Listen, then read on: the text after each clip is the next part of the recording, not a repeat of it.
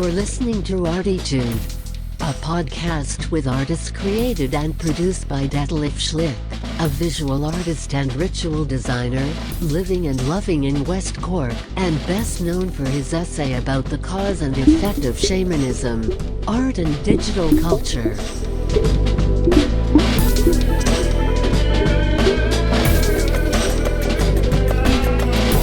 Working in the field of performance, photography, painting, sound, installations, and film, he will dive and discover with us and a weekly creative guest into the unknown and exciting deep ocean of the creative mind. This is Detlef Schlich, and together we dive into the unexpected, exciting, deep ocean of the creative mind with Declan Jones. Declan Jones is the author of The Calling of John Fitzcanty. And that's the reason why we dive together with him into our creative minds. We had two very interesting sessions because Declan, he used to be priest in the 70s, 80s, and he is still not exmatriculated, or how are you going to call that? Laicized, I think. Is that what you're talking? Yeah. So first of all, hi Declan. Hello, Declan. Oh yeah, how's it going? I am great. Thank you very much. Thank you for having you here. It's great to be invited, especially a third time. yeah, no, sure. So and dear listeners, if you like what you hear, just write comments, and maybe I can invite Declan again as long as he's here in Ireland, or me, or actually I'm learning as well to do talks with Skype. So I might do next time as well some Skype talks.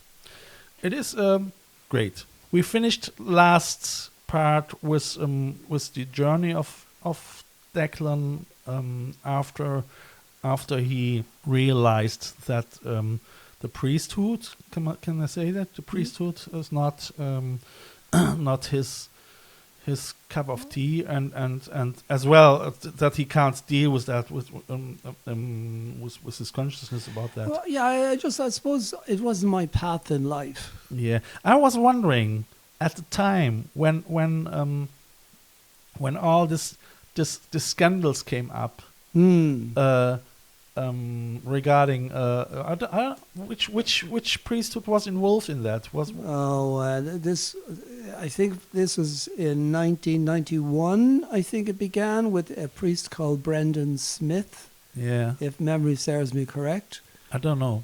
And that was the initial sort of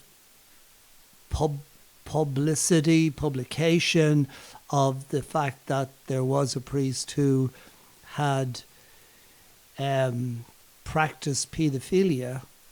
Was he from the Franciscans or? No, he was from another order. Yeah. I forget which one. Yeah, no, never mind about that. But it was the first case where it was proven, and there were witnesses, and it became public. Yeah. That he had interfered with young people, or molested them, I should say, maybe, over a period of decades, and nothing had been done, even though his superiors or people in the church in a high position knew what he was doing, but they never reprimanded him or never took him away from having any contact with young people. They didn't took him away. No. And I think that certainly in Ireland was the beginning. And I have a funny feeling now,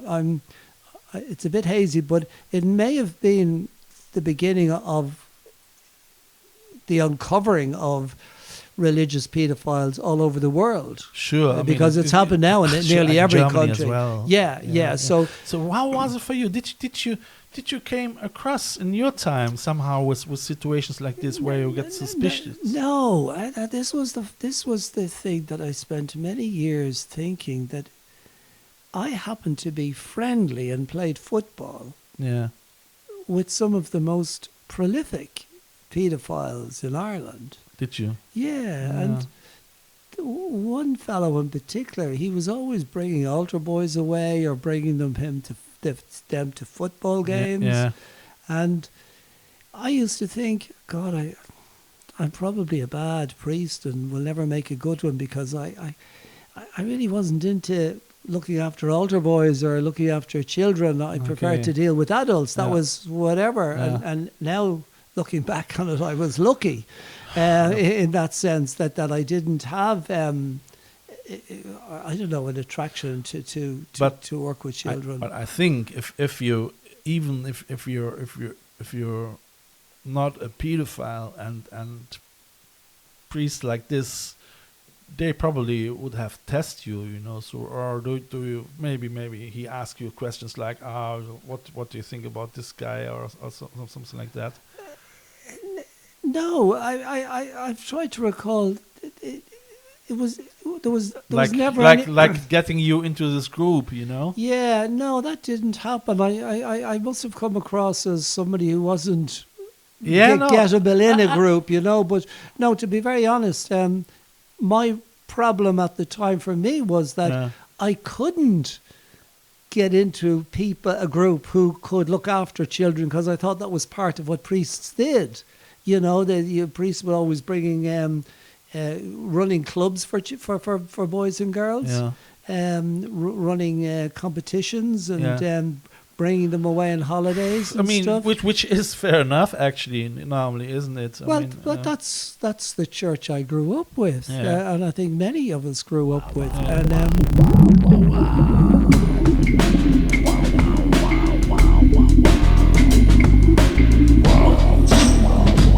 like what you hear so far? Make sure you never miss a show by clicking the subscribe button now. This podcast is made possible by listeners like you. Thank you for your support. Now back to the show. It never occurred to me that Did the media come along to you because they read your book and they said, okay, so he might have maybe no, nobody has ever approached me, and in the book I do try and, both from some autobiographical material and also from some obviously fictional stories, try to explain how these things happened in the public eye, but weren't understood by everyone. So very undercover. But undercover, but outer cover, in the sense that nobody hid. These people didn't hide themselves away from being identified with people who worked with children. Yeah, sure. I mean, so that they were in everybody's face. Yeah. But society, particularly because we spoke at one time there a little while ago that there was a great deference by the political elite, by the politicians to the church, and the church really subdued the people and had them believe in what the church wanted them to believe. So I think that environment, it sort of suppressed any awakening or knowledge or awareness of people about paedophile priests, and indeed paedophilia in general. Because at the end of the day, we know that today it shows that there's more paedophilia happening within the home than anywhere else. Sure. I mean, I know already a lot of ex-girlfriends who were getting somehow raped or at least molested, and you know, I mean, that's very common that the enemy is in your family. You know, I mean, I'm not starting with my family and some dysfunctional shit over there, but I know. But I wonder, is there any commission like I mean, I could imagine, for instance, if you would be someone who would start a commission for or in a research of that, because you know a lot of this inside psychological inside informations. There has been a lot of commissions, Yeah. and deep commissions by the government, Yeah. and who have identified the extent of clerical paedophilia, Yeah. and identified the people involved, and of course there have been many priests brought to court and sentenced Yeah. to prison Yeah. because of their behaviour and molesting of young people. Yeah. So that certainly has been done. Did it happen as well a lot that you had to fight to with a lot of prejudice of people if you told them, hey, I'm a priest and so on, that all of a sudden they say, oh, priest, and they I think people became wary, yeah. very wary, Yeah. and they were slow to judge, but they were cautious, Sure. in Sure. a sense, particularly after stopping practicing of a priest, when I did. Yeah. I think there were people who said, well, I wonder why he stopped. Well, Yeah. was he thrown out, or Yeah. this, that and the other? And Mm. you learn in ways that you cannot control the thoughts of other people. No. You just cannot. No, So all no. you can do is be you, be yourself, and Sure. and that's all you can do. But I found that after a number of years, as people got to know me, and in different areas, that didn't arise Yeah. at all. Yeah. Yeah. Because I think the authorities had prosecuted many people. Yeah, I mean, I think it's very. I think if a job like this, being a priest. I mean, I was in earlier years. I was very much against how the church behaves, and I was as well very angry about all that. I mean, that was before I knew about all these cases. But in the time when I'm getting older.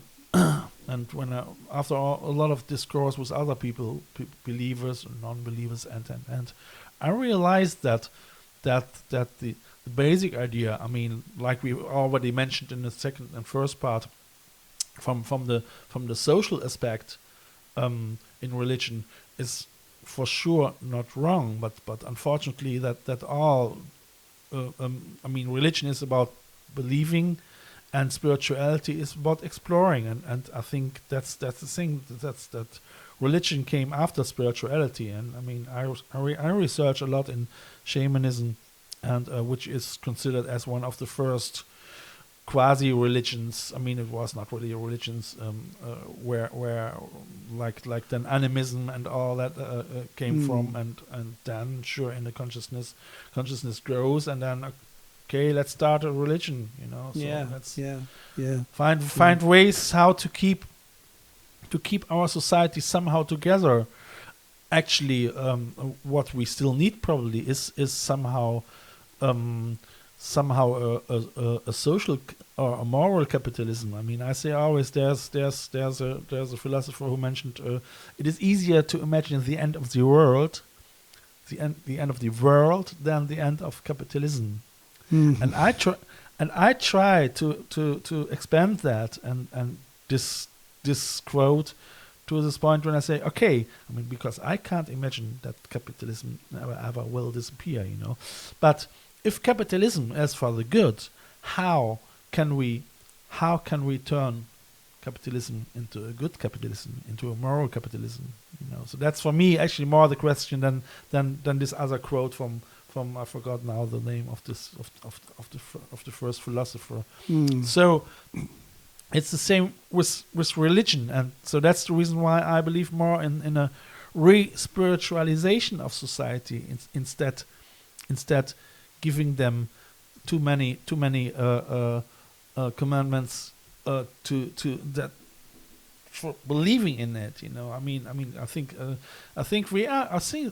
I still believe in the good of the people somehow.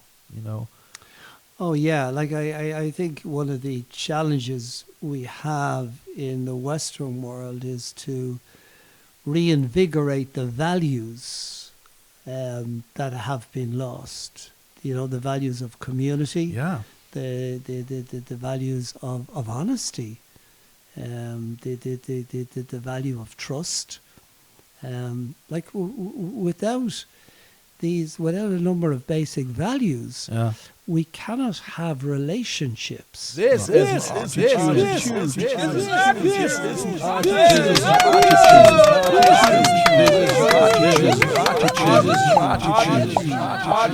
You know, if you want a relationship with a woman or a man or whoever you want with anything, with anyone, there are basic values that need to be agreed between you. And they are lost. Yes, and I think completely.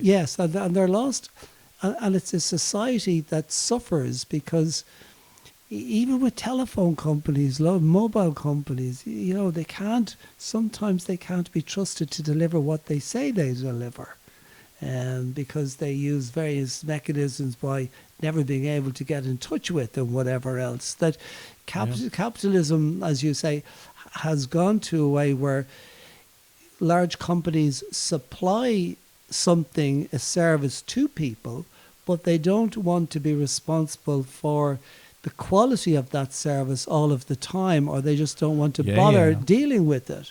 And that's, you know, as you say, it's a societal thing, and I think values have been lost. And there are certain values that will need to be recovered, I think, if society is not to deteriorate further, because every year we see with figures that more and more of the Earth's resources and money are in the hands of fewer and fewer people. I mean something like less than 100 people own something like 80 or 90% of the world's resources. Yeah, I mean, my fear. I mean, my research in shamanism, art, and digital culture, that was my thesis, gave me a lot of background information as well, and I'm a little bit. I mean, it was a very, very dark subject, and my fear is, I predict actually that due to the fact that we are in this 21st century, and that evolutionary wise we're gonna drift into a digital culture world. This will change humanity a lot as well. I mean, we are still from a generation who thinks a little bit different, but take for instance the digital native. If they girls and boys born after 2000, you know, they're growing up now already with smartphones, and I mean probably I say in 5 or 10 years a neural link is as well accepted. A neural link is a little chip which we can get in an hour, then implanted in your brains as interface to computers, in order to enhance the accessibility from your brain to the computer. You know, I say 5 or 10 years. I guess so. I mean, probably.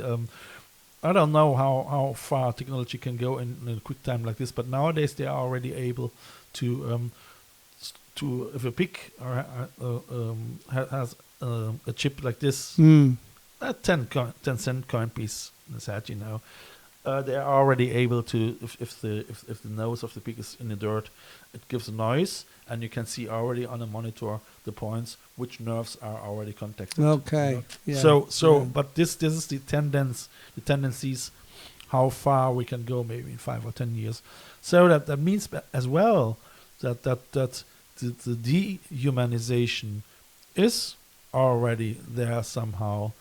But I try to understand that this is just a mirror of the society, and that we have to, I mean, or we don't have to accept it. But I think it is part of the evolution, and I mean, technology is for the good and for the evil. It's already started with a fire, you know? Yeah, I mean, I think there has been a lack of moral principles around the development of whether it's the atomic bomb or whether it's Sure. technology. Sure. I mean, the question sometimes I think can be posed: if it's possible to do it, does that mean it's right to do it? And And like you say, a knife is a very Yeah. good thing. We couldn't live without a knife, yeah, and yet in the hands of someone else, yeah. it can destroy and kill a human Absolutely. being. And my problem with that is if we say no, if you say no, then all of a sudden we start censorship, and if we start the censorship, then we drive already into the direction of fundamentalism, Yeah, So, yeah. and I don't want to live actually in a society like this as well, because this is very close to dictatorship as well. So it's, Yeah, and the only thing about the closer and closer technology gets to the brain, yeah. yes, the information can be there, but also somebody using it the wrong way can implant very, very serious negatives in the brain. Absolutely. So absolutely, as you say, it needs ongoing reflection. a discourse, Yeah. socio-political action all the time. All the time, socio-political action means that this discourse about how we use technology, and if we use, this has to be totally transparent. It shouldn't get really into the hands of just one or two persons. I mean, I can understand people that are afraid about Bill Gates, for instance. I mean, I'm not a conspiracy theorist, but I try to understand all the time both sides, and if people that says, "Oh no, vaccination and Bill Gates," and so if you don't, and it's very difficult nowadays to see the bigger picture, isn't it? It can be. I suppose I've been lucky in the sense that I have lived in other parts of the world, Yeah, and have been able to see the benefits, we'll say, for example, of vaccination. yeah, Like today, more children under 5 are killed by malaria than by COVID-19. yeah, Yeah.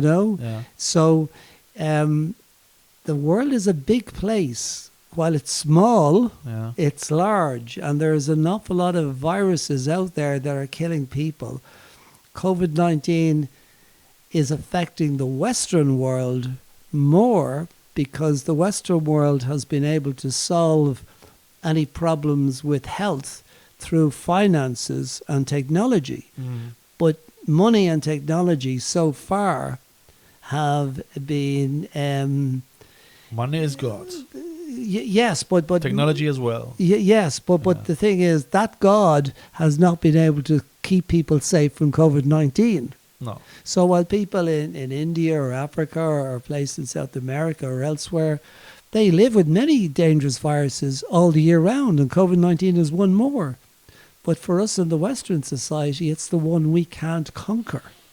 yeah, Other ones can be conquered in the world, but we don't bother with them really yeah, because they don't affect us. yeah. And there's a whole moral question there, Absolutely. Yeah. Declan, it's already the third part is gone. Wow. And I mean, my plan was already to speak with him about such a lot of things. And do you have a little report line in your head? So I don't. I have a bad memory at this time. what's about your poems? The different things. There's some political poetry, Yeah. but at the moment it's some poetry about the difficulty of the individual search, and as one loses beliefs in what one always had, Yeah. how can one survive? Yeah, that's always my question as well. So I'm philosophizing a lot about So if there is another time, maybe I might bring one of them with me. Okay, cool. Okay, Declan. Detlef, thank you. I thank you very much for this talk. It was very interesting, and we already have 3 parts together. And, Yeah, it was a pleasure. Yeah, for me too. Yeah. Have a good. And guys, if you're interested in Declan's book, The It's- Calling it's- of John Fitzcanty, I put the link underneath my description. It's available on Amazon. It is, yeah. I Yeah, put the Amazon yeah. link underneath my description, and and you can click on it and get it from there if you want. Yeah, it could be downloaded, or you can get a printed copy. It is somehow a half autobiographical. It's partly autobiographical, yeah. And probably if you know Declan's background a little bit more now, it might be a little bit more interesting as well to read it. So yeah, Declan, have a great day, and your listeners, bye bye. Bye bye. This is a listener-supported show. I feel honored if you subscribe this show.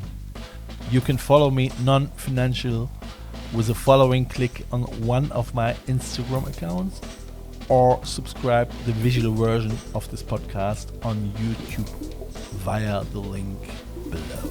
If you like what you hear, be sure to tune in this Sunday for the third part of this ArTEEtude audio triptych. If you want to leave a donation for a coffee or a bus ticket, just follow the donation link via the ArTEEtude podcast account. Eventually, I would like to thank, through this medium, all my members and listeners of the I Love West Cork Artists Network from all over the world. Just to remember myself that without you, this here couldn't and wouldn't happen.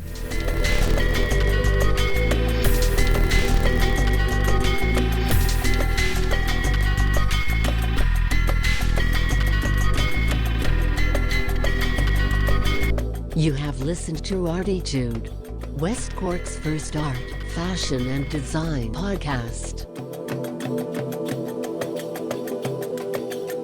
ArTEEtude, never so close again. That was too close.